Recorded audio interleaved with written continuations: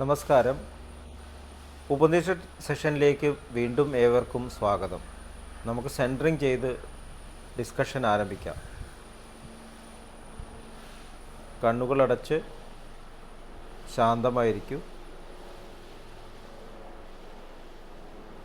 ഹൃദയത്തിൽ കുടികൊള്ളുന്ന ദിവ്യസ്രോതസ്സിൽ നിന്നും ഉദ്ഭവിക്കുന്ന ദിവ്യപ്രകാശം മനസ്സിനെ ആകർഷിക്കുന്നതായി അനുഭവിക്കൂ. ആ ദിവ്യപ്രകാശത്തിൽ കുറച്ചു നേരം ധ്യാനത്തിലിരിക്കൂ.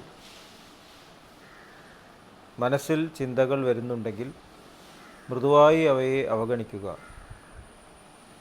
ദിവ്യപ്രകാശത്തിൽ ധ്യാനം തുടരുക.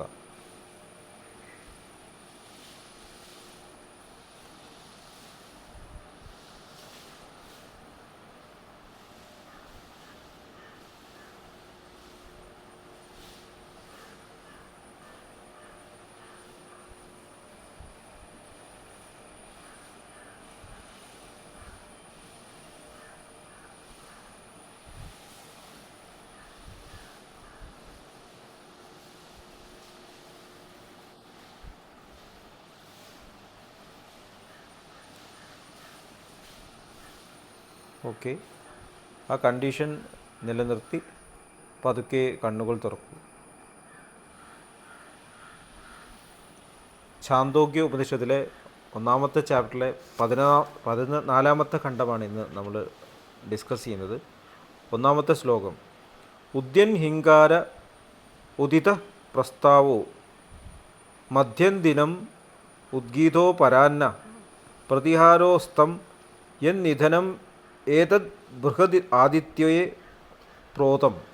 ഉദിക്കുന്ന സൂര്യൻ ഒരു ഹിങ്കാരമാണ്, ഉദിച്ച സൂര്യൻ ഒരു പ്രസ്താവമാണ്, മധ്യാഹ്ന സൂര്യൻ ഒരു ഉദ്ഗീതമാണ്, ഉച്ച കഴിഞ്ഞ സൂര്യൻ ഒരു പ്രതിഹാരമാണ്, അസ്തമിക്കുമ്പോൾ അത് ഒരു നിധനമാണ്. 2-ാമത്തെ ശ്ലോകം: സ യ ഏവമേതദ് ബൃഹദാദിത്യേ പ്രോതം വേദ തേജസ്വ്യാനന്ദോ ഭവതി സർവമായുരേതി ജോഗ്ജീവതി മഹാൻ പ്രജയാ പശുഭിർഭവതി മഹാൻ കീർത്തിയാ തപന്തം ന നിന്ദേതത് വ്രതം. ഈ ബൃഹത് സാമനെ സൂര്യനിൽ നെയ്തതായി അറിഞ്ഞവൻ ഭക്ഷണത്തിൻ്റെ മിടുക്കനായ ഭക്ഷിക്കുന്നവനാകുന്നു. നീണ്ടകാലം ജീവിക്കുന്നു. സന്തതികളിലും കന്നുകാലികളിലും മഹാനാകുന്നു. തെറ്റുകൾ ഇല്ലാത്തയിടത്ത് തെറ്റു കാണരുത്, അതാണ് അവൻ്റെ നിയമം. അപ്പോൾ ഈ ശ്ലോകങ്ങളിൽ ഛാന്തോഗ്യ ഉപനിഷത്ത് നമുക്ക് പറഞ്ഞു തരുന്നത് ഈ ബാഹ്യ പ്രപഞ്ചത്തിൻ്റെ അടിസ്ഥാനം ആ ഉദ്ഗീതം തന്നെയാണ് എന്നാണ്. നമ്മൾ നേരത്തെ ഡിസ്കസ് ചെയ്തു. ആ ഉദ്ഗീതം അഥവാ ശബ്ദ അത് എല്ലാ ലെവൽസ് ഓഫ് കോൺഷ്യസ്നസ്സിൽ അതിൻ്റെ പ്യുവറായിട്ടുള്ള സിംഗുലാരിറ്റി എന്നുള്ള സ്ട്രീമായിട്ട് ഒഴുകുകയാണ്. സാമൻ, അതാണ് സാമൻ എന്ന് പറയുന്നത്, സിംഗുലാരിറ്റിയുടെ സ്ട്രീം എന്ന് നമുക്കതിനെ വ്യാഖ്യാനിക്കാം. അപ്പോൾ ആ സിംഗുലാരിറ്റിയുടെ സ്ട്രീം എന്ന് പറഞ്ഞാൽ ഫൗണ്ടേഷനാണ്. നമ്മളൊരു വേവ് ഫോം എടുക്കുകയാണെങ്കിൽ ഒരു ക്രസ്റ്റ് ഉണ്ട്, ഒരു ട്രഫ് ഉണ്ട്. ഓരോ അലയ്ക്കും ഒരു ഉയർച്ചയുണ്ട്, താഴ്ചയുണ്ട്. ആ ഉയർച്ച താഴ്ചയും ജോയിൻ ചെയ്യുന്ന സ്ഥലം, ഇപ്പോൾ നമ്മളൊരു ആക്സസ് വരയ്ക്കുകയാണെങ്കിൽ എക്സ് ആക്സിസ്, വൈ ആക്സിസ് എന്ന് പറയും, അത് ആണ് ബേസ്.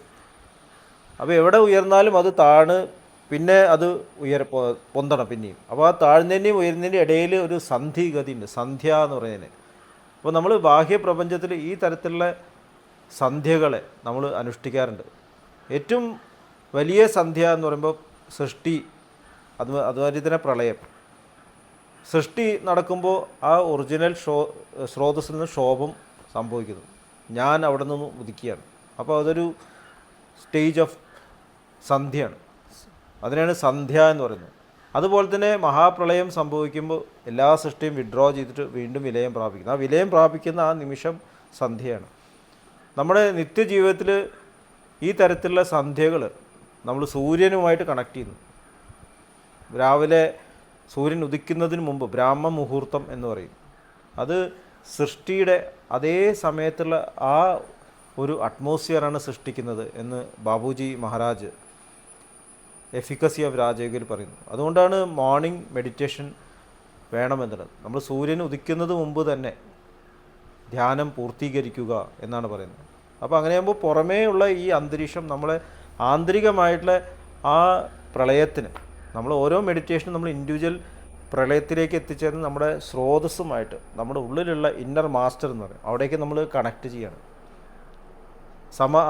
സമാധി അവസ്ഥയിലേക്ക് നമ്മൾ എത്തിച്ചേരുകയാണ്. അപ്പോൾ സഹജമാർഗത്തിൽ മാസ്റ്റർ നൽകുന്ന പ്രാണാഹുതി ഇതിന് നമ്മളെ സഹായിക്കുന്നു. കാരണം പ്രാണാഹുതി യഥാർത്ഥത്തിൽ ആ ശബ്ദം തന്നെയാണ്. അപ്പോൾ നമ്മൾ ആ നിമിഷം ആ അബ്സല്യൂട്ട് തലത്തിലേക്ക് ടച്ച് ചെയ്യുമ്പോൾ, ആ സമാധി അവസ്ഥയിൽ ടച്ച് ചെയ്യുമ്പോൾ നമ്മൾ ശരിക്കുള്ള ആ സന്ധി അനുഭവിക്കുകയാണ്. അപ്പോൾ ബാഹ്യമായിട്ടുള്ള സന്ധ്യ ഉള്ളിലുള്ള ഈ തരത്തിലുള്ളൊരു യോജിപ്പിനെ, സന്ധ്യയെ സഹായിക്കുന്നു എന്ന് നമുക്ക് മനസ്സിലാക്കാം. അതുപോലെ തന്നെയാണ് ഈവനിങ്, വൈകുന്നേരം ശുദ്ധീകരിക്കുന്ന സമയത്ത് അടുത്ത സന്ധ്യ. അപ്പോൾ ഇതിന് രണ്ടും ഡിഫറൻസ് ഉണ്ട്. വൈകുന്നേരം ആകുമ്പോഴുള്ള സന്ധ്യ നമ്മുടെ എനർജി ഫ്ലോ പുറത്തേക്കാണ്. അപ്പോൾ നമ്മൾ ശുദ്ധീകരണത്തിന് സഹായിക്കുന്നു. നമ്മൾ ക്രമേണ സുഷുപ്തി അവസ്ഥയിലേക്ക്, ഉറക്കത്തിലേക്കും സുഷുപ്തി അവസ്ഥയിലേക്കും പോവുകയാണ്. അപ്പോൾ നമ്മൾ ഉപയോഗിച്ച എനർജി അന്ന് ക്രമേണ വിഡ്രോ ചെയ്തിട്ട് പുറമേക്ക് പ്രവഹിക്കുകയാണ്. അപ്പോൾ നമ്മൾ ശുദ്ധീകരണത്തിന് സഹായിക്കുന്നു വൈകുന്നേരത്തെ ആ ക്ലീനിങ് സെഷൻ.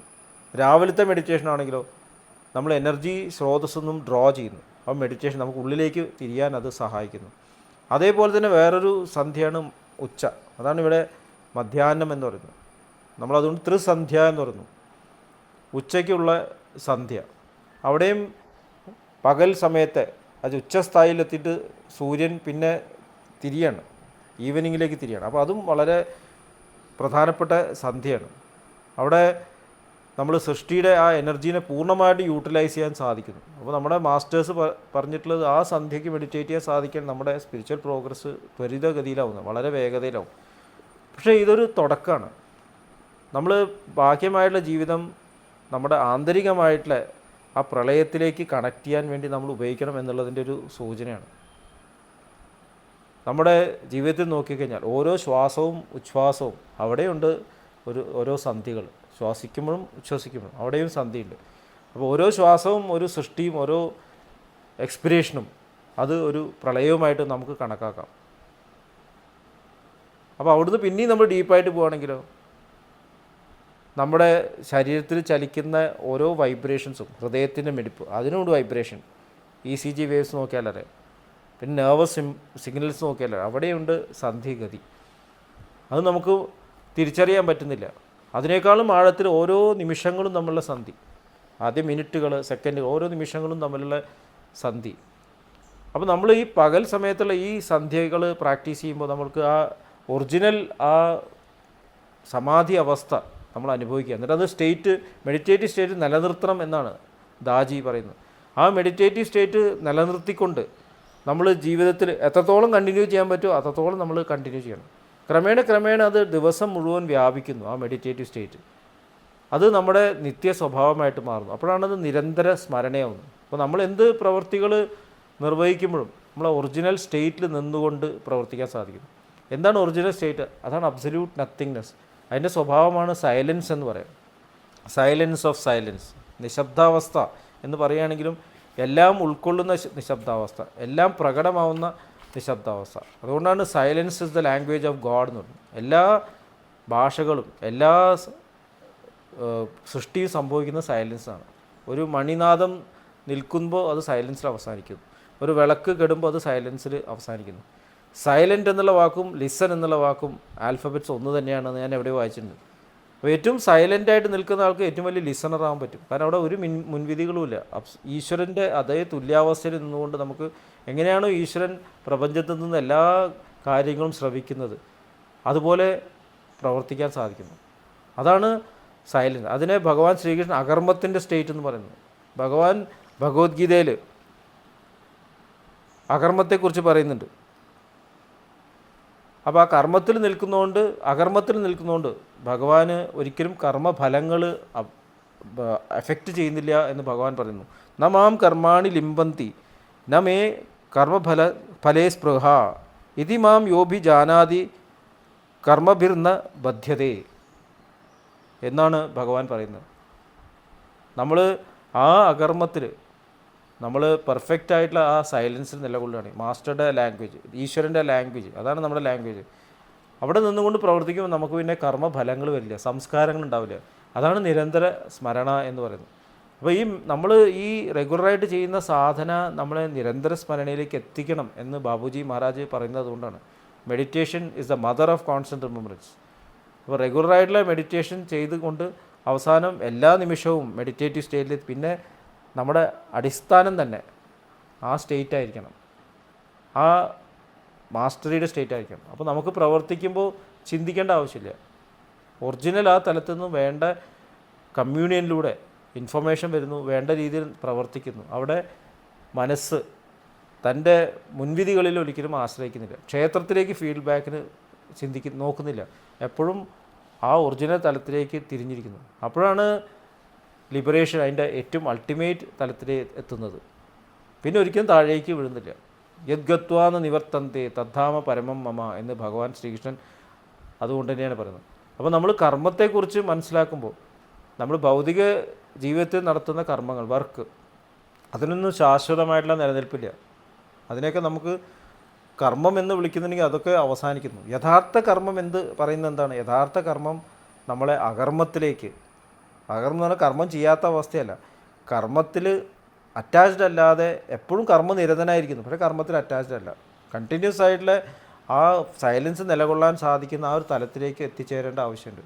അപ്പോൾ അതിന് നമ്മൾ പ്രാക്ടീസ് ചെയ്യണം. അതുമാത്രമല്ല, ക്യാരക്ടറിൽ, നമ്മുടെ ജീവിതത്തിൽ എല്ലാ പ്രവൃത്തിയിലും പൂർണ്ണ സ്നേഹത്തോടു കൂടിയിട്ട് ഹാർട്ട്ഫുള്ളായിട്ട് പ്രവർത്തിക്കണം. അപ്പോൾ അവിടെ നമ്മൾ ഒരിക്കലും സംസ്കാരങ്ങൾ എഫക്റ്റ് ചെയ്യാത്ത മാതിരിയായി മാറുന്നു. ഒരിക്കലും നമ്മൾ നമ്മുടേതായിട്ടുള്ള സൃഷ്ടികൾ അവിടെ സൃഷ്ടിക്കുന്നില്ല. ഇതാണ് നിരന്തര സ്മരണയുടെ അത്ഭുതം. എല്ലാ പ്രവൃത്തികളും പൂർണ്ണമാവുന്നു. യോഗ കർമ്മസു കൗശലം എന്ന് ഭഗവാൻ ശ്രീകൃഷ്ണൻ പറയുന്നു. അപ്പോൾ ഇതെല്ലാം നമുക്ക് കണക്റ്റ് ചെയ്യാൻ സാധിക്കുന്നു. അപ്പോൾ ചാന്തോക്യ ഉപനിഷത്തിൽ ഈ ശ്ലോകം നമ്മളെ സന്ധ്യകളുടെ പ്രാധാന്യമാണ് കാണിച്ചു തരുന്നത് എന്നാണ് മനസ്സിലാക്കേണ്ടത്. ഇന്നത്തെ സെഷൻ ഇവിടെ നമുക്ക് അവസാനിപ്പിക്കാം. എല്ലാവരെയും വീണ്ടും ഹാർട്ട്ഫുൾനെസ് മെഡിറ്റേഷൻ സിസ്റ്റത്തിലേക്ക് സ്വാഗതം ചെയ്യുന്നു. സെപ്റ്റംബർ 28 നമ്മുടെ ഇപ്പോഴത്തെ മാസ്റ്ററായിട്ടുള്ള ദാജിയുടെ ബർത്ത്ഡേ സെലിബ്രേഷനാണ്. അപ്പോൾ എല്ലാവരെയും ഓൺലൈനായിട്ടുള്ള സത്സംഗങ്ങളിലേക്ക് സ്വാഗതം ചെയ്യുന്നു. പറ്റുന്നവർ കാൻഹ ശാന്തിവനത്തിൽ ദാജിയുടെ ബർത്ത്ഡേക്ക് അറ്റൻഡ് ചെയ്യണം എന്നും അഭ്യർത്ഥിക്കുന്നു. സെപ്റ്റംബർ 28. അപ്പോൾ 3 ദിവസം സെലിബ്രേഷൻ ഉണ്ട്. 27 വൈകുന്നേരം സത്സംഗമുണ്ട്, 28 ഉണ്ട്, 29 രാവിലെ ഉണ്ട്. അടുത്ത സെഷൻ വരേക്കും വിട വാങ്ങുന്നു. നന്ദി, നമസ്കാരം.